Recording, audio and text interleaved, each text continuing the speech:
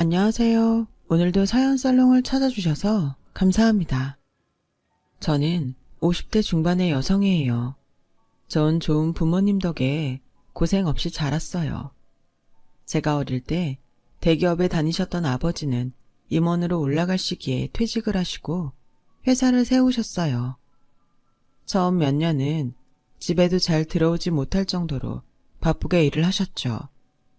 엄마는 아빠가 사업에만 집중할 수 있게 그 외의 모든 일을 도맡아 하셨어요. 저를 뒷바라지하는 것 말고도 집안에서 있는 크고 작은 일들을 다 하다 보니 너무 힘이 드셨던 것 같아요. 아빠 사업이 자리를 잡고 얼마 안 돼서 엄마는 병으로 쓰러지셨고 결국 다시 일어나지 못하고 세상을 떠나셨어요. 이제 정말 호강시켜줄 일만 남았는데 이렇게 가버리면 어떡해. 그동안 고생만 시켜서 정말 미안해. 아빠는 엄마 무덤 앞에서 한참을 울었어요.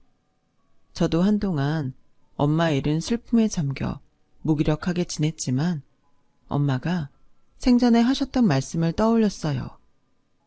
소희야, 공부 열심히 하고 네가 원하는 거 하면서 살아. 그게 제일 행복한 거야. 알았지? 저는 다시 기운을 내서 일상으로 돌아왔어요. 그게 제가 고등학교 때 일이었어요. 아빠는 엄마한테 못해준 것까지 저에게 해주시려고 하셨어요. 덕분에 저는 좋은 학원에 다니고 다른 애들보다 풍족하게 용돈을 받았죠. 필기구나 노트도 비싸고 시중에서 구하기 힘든 것만 사다 주셨어요.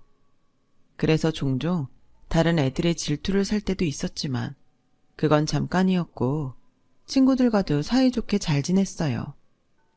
제가 사람을 가리지 않는 성격이다 보니 반 아이들도 저를 좋아해 준 것 같아요. 저는 반에서 형편이 어려운 아이들에게 다른 아이들이 티나지 않게 도시락을 싸다 주거나 선생님께 부탁을 드려서 공책이나 샤프 같은 걸 전달해 줬어요. 엄마가 힘든 환경에 있는 사람들을 돕던 게 생각나서 저도 엄마처럼 어려운 애들을 돕고 싶었어요. 선생님은 그런 제게 상장이라도 주겠다고 하셨지만 저는 그러지 않아도 된다고 계속 사양했어요. 그랬더니 담임선생님이 아빠한테 전화를 하셨더라고요. 선생님 얘기를 들은 아빠는 저를 불러서 소희 너는 대학 가서 뭘 전공하고 싶냐? 아직 그런 거 안 정했는데 뭘 하면 좋을지 잘 모르겠어요. 네가 엄마 닮아서 어려운 사람 돕는 거 좋아하는 건 알고 있었다. 근데 남을 도우려고 해도 네가 돈이 있어야 할 수 있는 거야. 나는 네 적성에 맞는 일 중에서 돈을 잘 벌 수 있는 공부를 했으면 좋겠구나. 그래야 네가 남 눈치 안 보고 원하는 걸 할 수 있어. 저는 아빠의 말씀에 며칠 동안 고민을 했고 경영학과를 가기로 했어요. 여러 분야에 취직을 할 수 있을 것 같았고 아빠처럼 제가 경영할 일이 생길 때 가장 좋을 것 같았거든요. 제가 아빠를 닮은 데가 있어서인지 경영 원리나 회계 같은 과목도 싫지 않았고 그 외에도 기업 문화 같은 걸 배울 수 있는 게 마음에 들었어요. 경영학과는 공부를 잘해야 갈 수 있다고 들어서 전든 공부를 하는 데에 더 집중하려고 노력을 많이 했어요. 학원도 열심히 다니고 학교에서 하는 보충 수업이나 자율학습도 한 번도 빼먹지 않고 정말 최선을 다했던 것 같아요. 저희 때는 대학 경쟁률이 치열했는데 다행히 한 번에 합격할 수 있었어요. 우리 소희는 해낼 줄 알았다. 정말 잘했어. 이제 대학에 가서 하고 싶은 것도 하고 공부도 해. 아빠가 너 하겠다는 건 다 밀어줄게. 고맙습니다, 아빠. 저 대학생 되면 아빠 도움 없이 공부해보고 싶어요. 장학금도 타고요. 저한테 해주고 싶어 하시는 거 아는데 저도 독립심을 키워야죠. 힘들고 도움이 필요하면 말할게요. 역시 우리 딸이야. 대견하고 장하다. 라며 제 등을 두드려 주셨어요. 저는 제가 한 말을 지키기 위해 대학에 들어가자마자 패스트푸드점에서 알바를 하며 공부했어요. 제가 정말 곱게 컸다고 느낀 건 다른 애들은 척척 해내는 조리를 저는 익숙하지 않아서 한참 헤매고 여러 번 실수하고 난 다음에야 조금씩 익힐 수 있다는 거였어요. 매장 정리나 손님들이 가고 난 후 쓰레기통 주변을 정리하는 것도 너무 서툴러서 다른 알바생들이 보다 못해 도와주곤 했어요. 그래도 저한테 싫은 소리 한마디 하는 친구들이 없었고 다들 제가 잘할 수 있게 계속 가르쳐주고 조언해줬어요. 네가 요령 안 피우고 못한다고 빼지 않고 어떻게든 잘해보려고 노력하니까 도와주고 싶은 거야. 라며 같이 일하는 동갑내기 알바생이 그러더라고요. 저는 그렇게 여러 사람 도움으로 첫 한 달을 보냈어요. 월급을 받았을 때의 뿌듯함은 이루 말할 수가 없더군요. 비록 적은 돈이었지만 태어나서 처음 제 손으로 벌어봤다는 게 감격스러웠죠. 한편으로는 생각보다 너무 액수가 적어서 힘들게 일하고 이렇게밖에 못 버는 사람들이 많은 것 같아서 마음이 안 좋았어요. 아빠는 항상 직원들 복지를 잘 챙기셨고 중소기업이라고 연봉을 박하게 주시지도 않았어요. 제가 일을 하고 보니 그런 아빠가 대단하시다는 걸 알게 됐죠. 한편으로는 자랑스럽기도 했고요. 저도 그런 아빠를 닮고 좋은 경영인이 되기 위해 많이 배워야겠다고 다짐했어요. 대학 내내 저는 공부하랴 알바하랴 하루하루 바쁘게 보냈어요. 격주로 복지기관을 찾아서 봉사도 했고요. 같은 과 친구들이 미팅하러 나가자고 하는 것도 거절했고 서울 근교로 놀러가서 1박을 하자고 해도 가본 적이 없었어요. 야, 강소희, 너 별명이 우리과 수도승인 건 아냐? 좀 노는 자리에도 어울리고 해야 좋은 인맥도 생기는 거야. 그런 데서 친해지는 게 얼마나 중요한 건데. 나도 아는데 아직은 학교 밖에서 해보고 싶은 일이 많아서 시간이 안 돼. 학교 다닐 때 아니면 그런 것도 마음 편히 못 하잖아. 충고 고마워. 나도 다음번 모임에는 꼭 나갈게.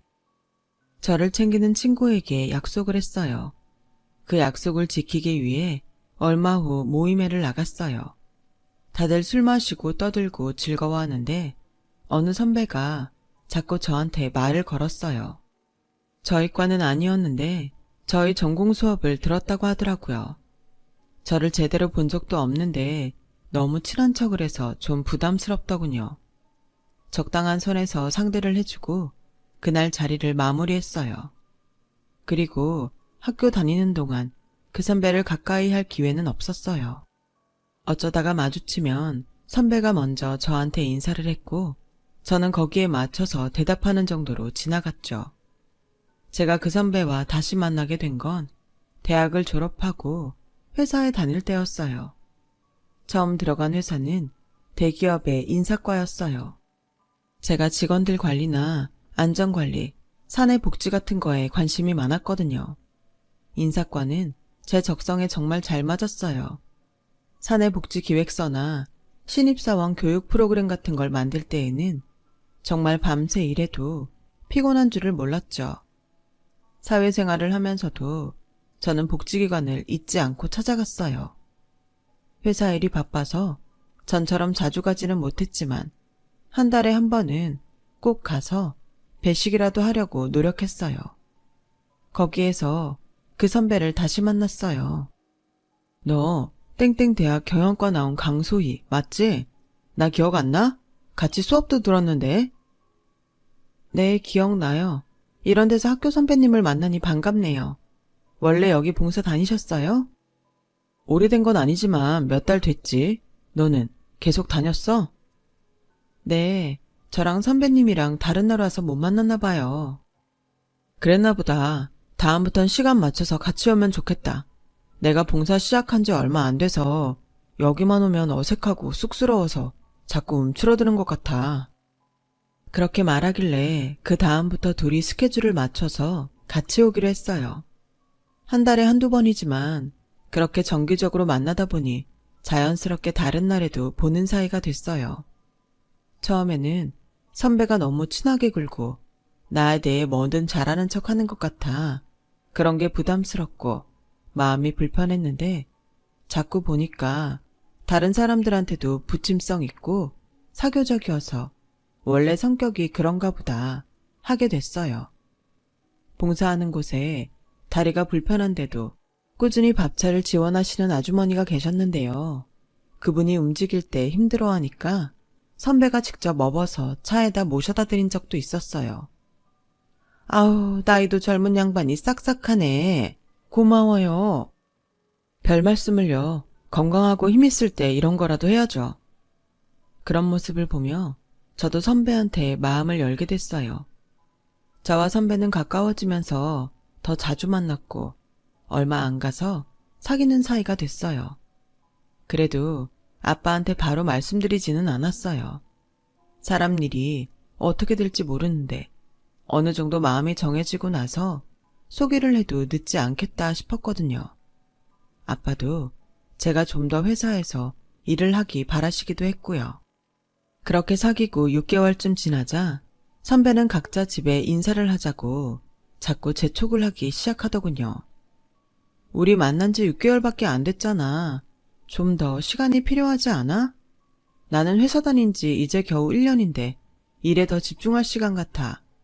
양쪽 집에 인사하면 아무래도 마음이 흐트러질 거야. 누가 회사 다니지 말래? 일해.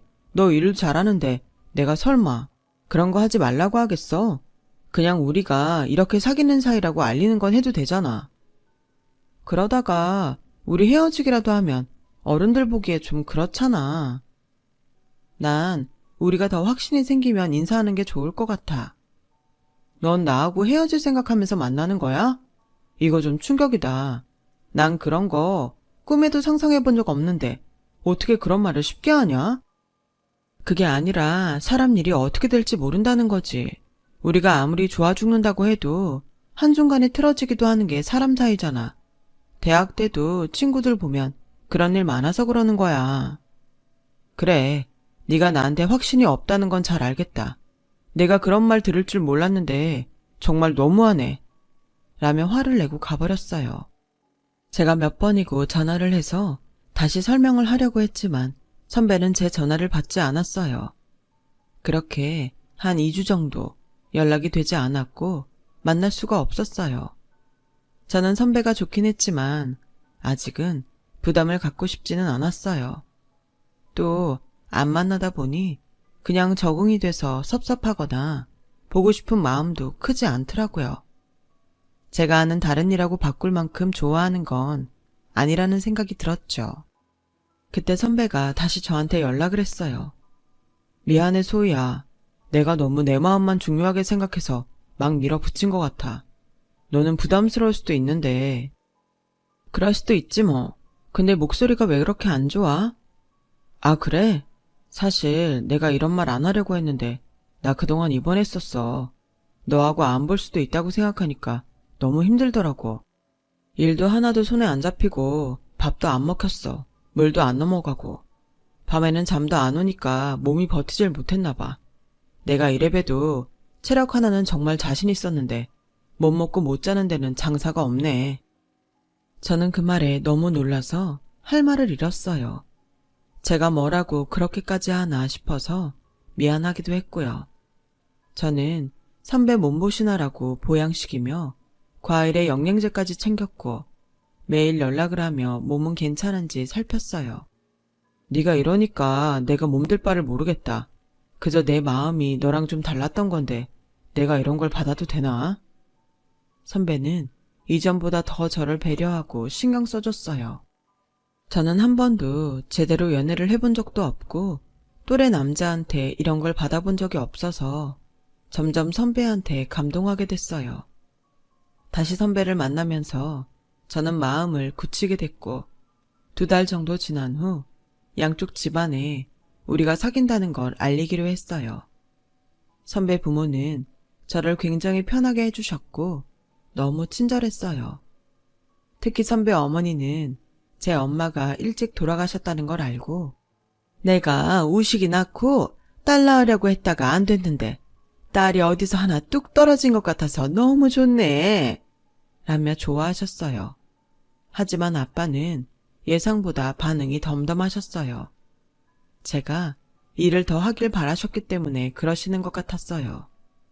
저한테 너무 이 사람이다 정하지 말고 다른 가능성도 열어두라고 하시더라고요. 그런데 제가 오빠하고 결혼하고 싶다고 하자 아빠는 심각해지셨어요. 며칠을 말씀을 안 하시더니 결국 저를 따로 부르시더군요.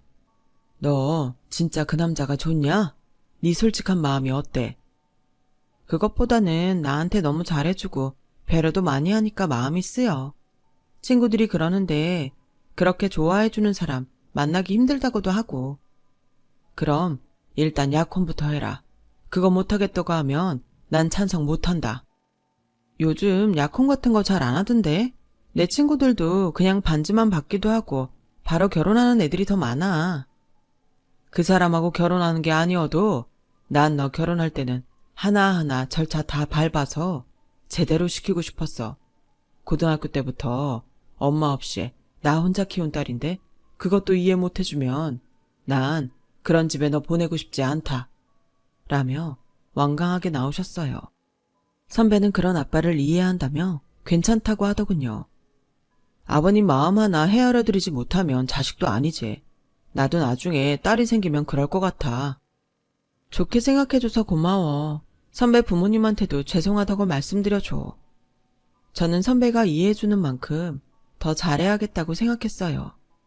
저희는 간소하게 가족끼리 식사하고 집안에 어려움이 생길 때 아빠 대신 저를 지켜준다는 서약서에 사인을 하는 걸로 약혼식을 대신했어요.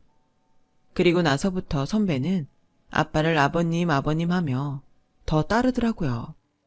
회사에 무슨 일이 어려운지 물어보기도 하고 도와드릴 건 없냐고 하기도 했죠. 그때마다 아빠는 마음 쓰지 않아도 된다며 선배 일을 더 잘하라고만 하셨어요. 그게 제가 볼 때는 아빠가 일부러 말을 아끼고 선을 긋는 걸로 보였어요. 솔직히 나는 그 친구 잘 모르겠다. 내가 많이 본 건 아니지 않냐. 원래 회사 일이라는 거 남한테 그렇게 쉽게 말하는 것도 아니야. 그건 아는데 아빠가 너무 선배한테 마음을 안 주려고 하는 것 같아서 그래. 나하고 결혼할 사람이잖아. 아직은 약혼만 한 거잖냐. 그러는 너도 오빠라던가 이름 안 부르고 계속 선배라고 하잖아. 너도 생각만큼 친한 건 아닌 것 같다. 그러고 보니 저도 제가 이상했어요. 그래도 만난 지 꽤 됐는데 편하게 부르지 못하고 계속 선배라고 했던 거죠. 저는 제가 숫기가 없어서 그런 거라고 대수롭지 않게 생각했어요. 하지만 제 마음 깊은 곳에서는 그 선배에 대한 의심이 있었던 것 같아요. 약혼을 하고 한 달 정도 지났을 때였어요. 선배는 자꾸 아빠 회사에 들어가고 싶다는 얘기를 했어요. 지금 다니는 회사가 더 크지 않아? 아버지 회사가 탄탄하고 중소기업이긴 하지만 선배가 지금 있는 회사보다 더 이득될 건 없을 텐데? 아버님 편들 사람이 회사에 한 명이라도 더 있는 게 좋잖아. 나는 아버님의 든든한 백이 되고 싶어. 우리 아빠 일 그렇게 하는 사람 아니야. 완벽하게 공정하지는 못하겠지만 직원들도 능력에 따라 뽑으시고 차별하지도 않으셔. 네 식구 내 식구 이런 것도 없으시고. 그런 게 노조 문제 하나만 터져도 아무 소용 없다고. 회사원 중에 아버지 핏줄이 한 명이라도 더 있어야 직원들도 함부로 하지 못해. 너도 회사 다니면서 그런 것도 몰라? 자기를 당당히 아빠 핏줄이라고 하는 게 좀 거슬렸지만 워낙 사교성이 좋으니까 그렇게 표현했으려니 했어요. 그런데 선배는 점점 아빠 회사에 대해 집착하는 것 같았어요. 어디서 알아왔는지 재무구조에 대해서도 얘기하고 직장 내에 어떤 문제가 있는지 만날 때마다 말하면서 불편하게 하더라고요. 그런 거 아빠가 다 알아서 잘하고 계셔. 나도 아빠한테 뭐라고 안 하는데 선배가 왜 자꾸 문제가 있다는 둥, 개혁을 해야 된다는 둥 그런 말을 해. 내가 남이야? 나 사위야. 아버님 회사가 잘 되길 바라는 건데 넌 왜 그런 말도 못하게 해? 너도 아버님한테 조언할 건 해. 그게 도리야. 내가 아직 그럴 수준이 아니야. 아직은 아빠한테 충고를 받아야 될 때지. 라며 말을 끊고 지나갔는데 얼마 후 선배 어머니가 저를 부르셨어요. 우리 우식이가 워낙 총명하고 마음 씀씀이도 큰 애야. 그러니 사돈께서 아들이다 하는 마음으로 옆에 끼고 있어도 될 텐데 왜 그렇게 낯을 가리시는지 모르겠다. 난 너를 이렇게 친딸처럼 대하는데 섭섭하구나. 아빠가 원래 사업에 집안 식구들 끌어들이지 않는 성격이세요. 저도 정말 제 일에 노련해지면 그때 부르신다고 하셨고요. 그래야 직원들도 납득하니까요. 그렇게 깐깐하게 구는 양반 옆에 사람이 붙어 있겠니? 너나 네 아버지나 융통성 없이 꽉 막힌 데가 있구나. 저는 선배에 이어 선배 어머니까지 저희 아빠 사업에 대해 말하는 게 불쾌했고 좀 이상한 생각이 들기 시작했어요. 그러다가 과 동기를 만났는데 그중 한 친구가 그 김우식이라고 우리 과 수업 듣던 사람 너랑 결혼한다며? 니네 아버지 회사 자기 거 됐다고 그렇게 자랑하고 다닌다더라. 너희 아버지도 대단하시다. 사위한테 회사 물려줄 생각을 하시고. 너 그 얘기 어디서 들었어? 너한테 직접 얘기한 사람 있으면 나 좀 알려줘. 저는 선배가 자기네 과 졸업생 모임이나 동호회에서 자기가 우리 아버지 회사 후계자라고 얘기하고 다닌다는 걸 알게 됐어요. 어쩌면 아빠는 선배의 그런 면을 눈치채시고 벽을 친 것 같다는 마음이 들었어요. 선배는 점점 노골적으로 아빠 회사가 자기 것인 듯 거들먹거렸어요. 제가 파혼을 해야겠다고 생각할 무렵 아빠한테 사고가 생겼어요. 아빠는 미국 출장을 갔다가 교통사고가 났어요. 의식에 없는 상태가 되신 거예요. 제가 아빠 회사 직원들과 연락을 하고 미국에 직접 알아보기도 하면서 한국에 모셔올 예상도 하고 아빠 계시는 병원도 다녀왔는데 선배는 손톱만큼도 도와줄 생각을 안 하더군요. 그러더니 열흘쯤 지나자 느닷없이 아빠 회사에 나타나서 자기가 사위니까 아빠 대리를 하겠다는 거였어요. 누가 그런 걸 선배한테 맡겼다고 그래? 여기에 이사님도 계시고 부사장님도 계셔. 너야말로 까불지 좀 마. 약혼할 때 내 서약서 못 봤어? 아버님한테 무슨 일 생기면 내가 대신 보호자 된다는 거 너도 사인했잖아. 저는 그제야 선배의 시커먼 속을 완전히 알아차렸어요. 그동안 설마 했던 게 눈앞에 드러난 거죠. 선배뿐이 아니라 선배 어머니까지 저희 집에 오셔서 안방을 차지하고 주인 행세를 했어요. 이러지 마세요. 좋게 말씀드릴 때 가주세요. 안 그러면 경찰 부를 거예요. 너 이제 네 부모 없다. 우리 우식이랑 약혼이라도 했으니까 이렇게 가족이라도 생긴 거지. 네가 지금 어떤 상황에 처했는지 알고나 그런 소리 해. 아빠 아직 돌아가시지도 않았어요. 선배랑 어머니 아니어도 저 혼자 아니고요. 너 아버지도 외동아들이었고 엄마 쪽하고는 연락 안 한 지 오래됐다며.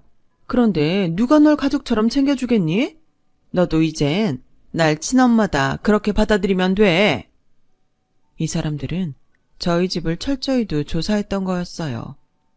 저는 그제야 선배가 복지기관에서 절 만난 게 우연이 아닐 거라는 의심을 하게 됐고 그 점도 이리저리 알아봤죠. 그랬더니 정말 저에 대해 과 동기들한테 꼬치꼬치 물어봤고 저희 집에 대해 흥신소에 의뢰해서 싹 다 조사까지 했다는 걸 알게 됐어요. 정말 어이가 없고 너무 기가 막혀서 악소리도 안 나오더라고요. 아버지가 그대로 3주가 지나자 선배는 아빠 자리에서 회사 회의를 진행하려고 들었어요. 이리 나와. 여기 당신이 이러고 있을 자리 아니야. 경비 불러서 쫓아내야 알아듣겠어? 야, 넌 어디서 하늘 같은 남편한테 그딴 말을 해. 누가 남편이야. 우리 결혼 안 했고 나 약혼도 파혼할 거야. 누구 맘대로 서약서 쓴 거 잊었어. 우린 아버님 돌아가시고서 결혼한 거나 마찬가지인 거야. 그렇게 며칠이 지났을 무렵 병원에서 연락이 왔어요. 아빠가 의식을 차리셨다는 소식이었죠. 며칠 뒤 한국에서 만난 아빠를 잡고 통곡을 했어요. 저는 정말 이제 어떻게 살아야 하나 싶었거든요. 아빠는 그런 저를 다독이시더니 그 선배를 만나자고 하시더군요. 자기 자리인 것 마냥 회사에서 떡하니 한 자리 차지하고 있던 선배에게 그 서약서 공증 안 받은 거야. 다시 가서 잘 봐봐. 내가 공증을 함부로 할 것 같나? 어디 그런 싸구려 종이 하나 갖고 내 딸한테 함부로 해. 라며 바로 경비들을 부르셨어요. 알고 보니 아빠도 선배가 자꾸 회사 일을 건드리자 그 집을 뒷조사하셨더라고요. 그리고 저한테 의도적으로 접근했다는 걸 아시고 출장을 가셔서 이번 일을 꾸미셨던 거였어요. 아버님, 제가 실수했습니다. 죄송해요. 잘못했어요. 내가 왜 네 아버지야? 사기죄로 콩밥 먹기 싫으면 당장 내 눈앞에서 꺼져! 라고 호통을 치셨고 선배는 경비들한테 양쪽 팔을 잡혀서 질질 끌려나갔어요. 집에서도 선배 어머니는 아빠가 보낸 사람들한테 쫓겨났고요. 얘 소희야, 내가 너한테 정말 잘했잖니. 그거 생각해서 아버지가 우리 고소하겠다고 하신 거 그것만이라도 취소해 줄 수 없을까? 저한테 밤낮으로 전화해서 싹싹 빌었지만 아빠는 저런 사람들은 그냥 봐주면 또 다른 사람한테 그런다며 혼이 좀 나야 된다고 고소를 하셨어요. 사기죄가 완전히 입증되기는 어려워 실형이 나오진 않더라도 그렇게 혼줄이 나봐야 정신을 차린다고 하셨죠. 정말 두 사람은 겨우 실형을 면했어요. 하지만 대학 동문회에 소문이 다 나서 다시는 나오지 못했고 얼마 후에 가족이 전부 동남아로 이민을 갔다고 하더라고요. 저는 그 일이 있고 몇 년 더 회사에서 일을 하다가 아빠 회사로 옮겼어요. 그 무렵 아빠 후배분의 소개로 좋은 사람을 만나서 결혼을 하게 됐죠.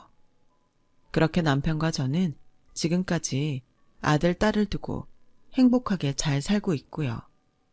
선배 일은 제 인생의 큰 교훈으로 여기며 사람을 만날 때마다 정말 조심하고 있어요. 제 얘기는 여기까지예요. 긴 얘기 들어주신 분들 오늘 하루도 잘 지내시고요. 행복하시고 좋은 일만 있으시길 바랄게요.